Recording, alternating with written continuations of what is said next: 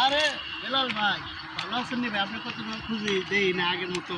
আগে পাবজি খেলতাম, এখন আর আপনি পাই না ভাই। পাবজি খেলা বাপ মা দুইটা তিনটা মোবাইল কিনবে, মোবাইল তিনোটাই নষ্ট করবে। রাত কেটে যায় খেলতে গেলে।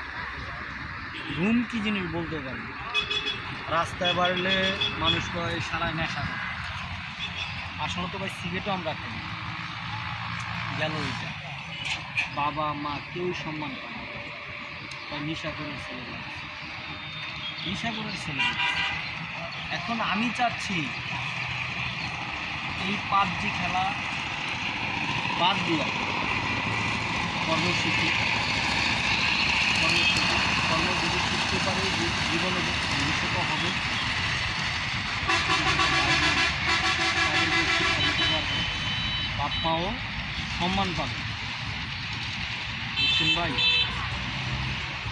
ঠিক আছে ভাই, আপনার কথা ভালো লাগলো। ঠিক আছে, তা আমরা ওই পাবজি আর না খেলি, কর্মস্থলে ঢুকে যাই। ঠিক আছে, তাহলে মনে করেন যে বাবা মা বা ফ্যামিলি আর মনে করেন যে যত এলাকার লোক আছে সবাই আমাদের তখন ভালো পাইবে যদি একটা কর্মস্থলে থাকি। চলেন ভাই, আপনার কথাই আপনাদের কাছে আমার এটাই আশা, এই পাবজি খেলা আমিও বাদ দিছি, আপনারাও বাদ দেন।